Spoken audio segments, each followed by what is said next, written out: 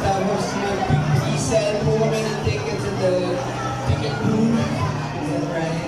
Pupunta po kami doon sa ticket booth. For?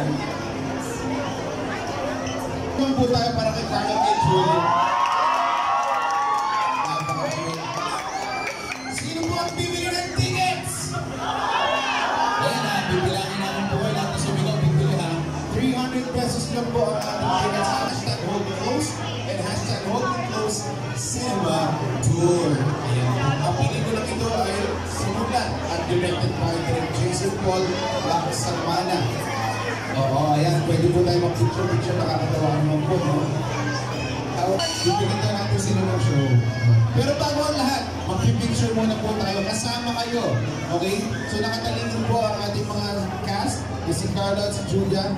Dito po, nakatalikod po sila sa Oriental Pesos Valley. But gift card po siya na pwede i-confirm into your tickets. Alright. Julie, why don't you invite our friends?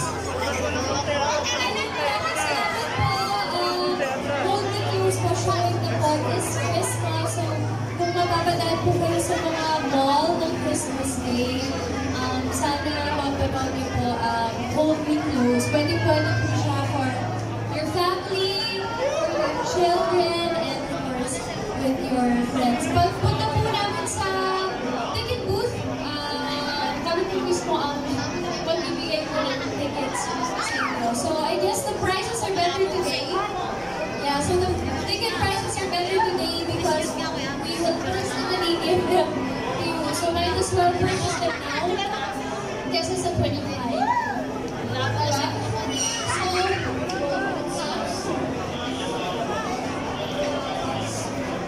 Okay. 300 pesos lang po yan. Bili na kasulit. Wala na yan po eh. Gusto niyo bang sumapon si Carla ng ano?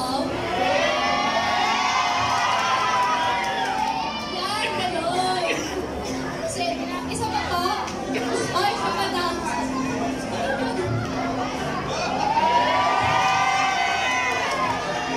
Nakita po tayo sa ticket booth. Lalakad na po kami dyan. Maraming salamat. Sorry, hindi kami nakahanda ng mga kanta para sa inyo. Hindi naman namin alam na ganito ang mangyayari. But thank you guys so much. At thank you, Bata. Hi, kids! It's a Sunday family day. Sana sa Pasko din magkita-kita po tayo. Hold Me Close po, showing na ng December 25.